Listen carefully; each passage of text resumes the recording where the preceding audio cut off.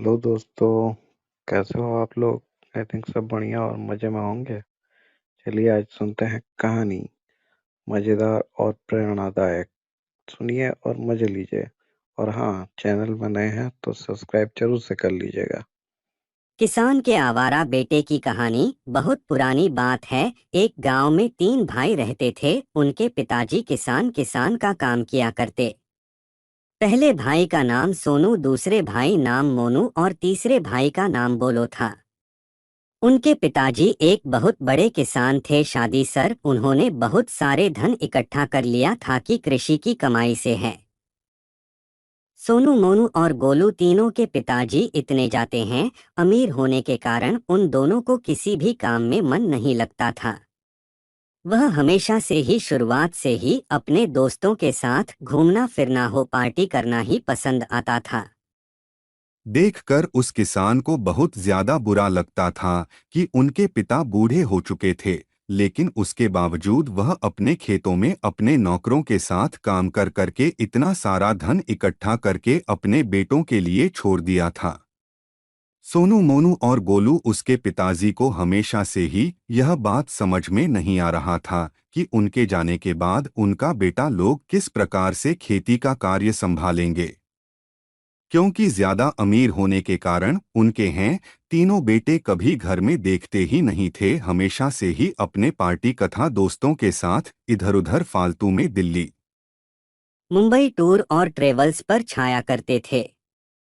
उनके पिताजी के पास एक नौकर काम करता था जिसका नाम मोहन था। एक दिन की बात है, उनके पिताजी मोहन से कहता है कि मैं अपने बेटों को कैसे समझा सकता हूँ, क्योंकि इतना कहने के बावजूद भी हमारी तीनों बैठे हैं। इतना कामयाब हो, इतनी ज्यादा कामचोर है कि घर का किसी काम में हाथ नहीं पता था, लेकिन इधर उधर घूमते फिरता है। तभी मोहन कहता है कि हमारे लिए एक फायदे की बात तो कीजिए, हमें अपने तीनों बेटे को यह समझाना होगा कि उनकी आने वाली जिंदगी में क्या चीज काम आने वाली है और क्या तेरा। तेरा में काम नहीं आने वाली है।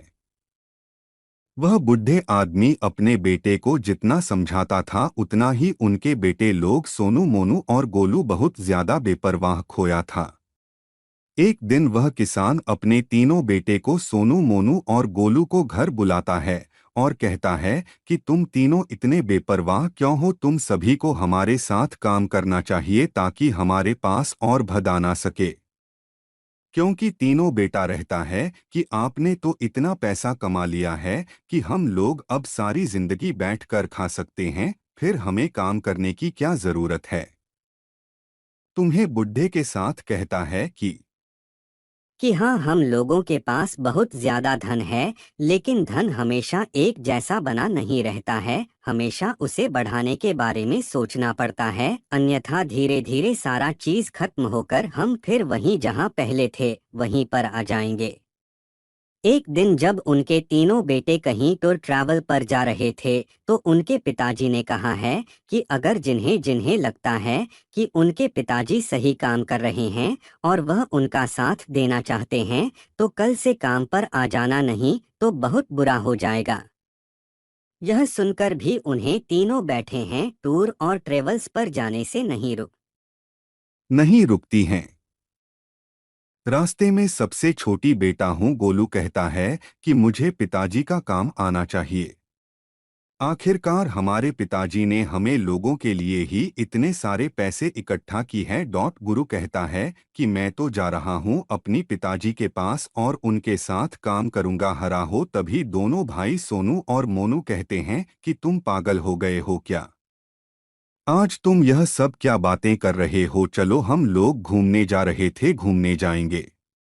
तभी गोलू कहता है कि ठीक है भाई, आप दोनों चाहिए, मैं जा रहा हूँ पापा के पास। जैसे गोलू अपने खेत पर पहुंचता है तो दिखता है कि उनके नौकर मोहन और उनके पिताजी एक खेत में काम कर रहे थे। जब उनके के पिताजी गोलू खेत की तरफ आधे देखता है, तो पूछता है कि तुम अकेले ही आ रहे हो, बाकी दोनों कहाँ गए। तभी गोलू कहता है कि वे लोग घूमने गए हैं, लेकिन मैं उसके साथ से छोड़कर यहाँ आ गया हूँ क्योंकि मैं अब जान गया हूँ कि मेहनत कितनी बड़ी चीज है और बिना मेहनत के धन कैसे मिलेगा। तभी उनके पिताजी बहुत खुश होते हैं और कहते हैं कि चलो, दो बेटे ने रही है, बेटा तो समझ गया है कि उन्हें उनके पिताजी का साथ देना चाहिए है। तीनों मिलकर खेत में काम करने लगे थे तो भी गोलू के पिताजी मोहन से कहता है कि और गोलू से कहता है कि उन दोनों को समझाने का कोई तरीका बताओ, नहीं तुम मेरे जाने के बाद वे लोग ऐसे ही इधर-उधर भटकते रहेंगे, किसी भी प्रकार का कोई कहानी नहीं करेगा और घूमते फिरते ही पूरी जिंदगी अपनी बर्बाद कर लेगा और मेरा सारा दान और पैसा भी बर्बाद क्या देगा। तो वही मोहन कहना है कि आप उन दोनों को सबक सिखाने के लिए अपने हिस्से का बंटवारा कर कर एक हिस्से अपने गोलू बेटे को दे दीजिए, एक हिस्से अपनी किसी और को दे दीजिए, सिर्फ बताने के लिए ताकि उन लोग को पता चल जाए कि उनका हिस्सा नींद नहीं मिलने वाला है। अगले दिन उनका दोनों बेटा सोनू और मोनू घूम कर आता है तो उनके पिताजी उसके पास बैठ जाए रहता है कि तुम लोग तो हमेशा घूमते ही रहोगे, इसलिए मैंने यह फैसला लिया है कि हमारी जितनी भी दान दोनों जमीन जायदाद है, मैंने इसे दो हिस्सों में बांटकर एक एक हिस्सा गोलू को दे दिया है और एक हिस्सा नौकरा मोहन को दे दिया है। यह सुनकर सोनू और मोनू का दिमाग चकरा जाता है और कहता है कि इतना ज्यादा धन आपने एक नौकर को दे दिया है और अपनी एक बेटे को ही दिया है, बाकी बेटे को ऐसे ही रहने दिया है। तभी उनके पिताजी कहते हैं कि हमें यह फैसला मजबूरी भी लेना पड़ेगी, अगर तुम लोग इसी तरह से घूमते रहोगे तो मेरा सारा धन दौलत और पैसा को कुछ नहीं समझेगा और सारा पैसा को अपनी घूमने फिरने के लिए खर्च कर देगा रहा हूँ, इसीलिए बेहतर होगा कि तुम लोग जहाँ जहाँ घूमते हो अपने अपने पैसे से घूमा करो, मेरी धन दौलत मेरे जायदाद से तुम लोगों का कोई वास्ता नहीं है। यह सुनकर दोनों भाई का दिमाग खराब हो गया और उन्होंने कहा कि ठीक है, हम दोनों भी आपके साथ ही काम करेंगे और गोलू के साथ भी है।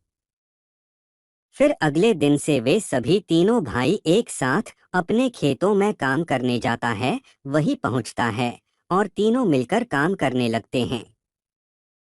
धीरे धीरे काम करते करते उन्हें पैसों का महत्व के बारे में पता चल जाता है और अब तो उन्हें यह भी जानकारी हो जाती है कि पैसा कितनी मेहनत करने के बाद कमाया जाता है और हम लोग कितनी जल्दी उन पैसों को बर्बाद कर देते हैं बिना कुछ सोचे समझे। सोनू, मोनू और गोलू तीनों मिलकर काम करने लगे थे। यार, सब मिलकर इतनी जाने बहन की प्राप्ति कर लेते हैं कि उन्हें और भी ज्यादा धन प्राप्त हो जाता है। लेकिन एक दिन वह अपने नौकर मोहन को इनाम दे रहा था कि इतने में उनके बेटे वहां पहुंच गए थे। तभी उनके पिताजी कहता है कि मैं इसे नाम दे रहा हूं क्योंकि इसी नौकर मोहन के आइडिया के कारण ही हम तुम लोगों को बदलने में कामयाब हो पाए हैं। उनके पिताजी कहते हैं कि मैंने किसी भी जमीन का मूवी बंटवारा नहीं किया है और मैंने अपनी जमीन को कभी किसी को बिना तुम्हारी मर्जी से कैसे दे सकता हूं। यह तो तुम लोगों को समझाने का एक आइडिया था जिसे मोहन ने बताया था।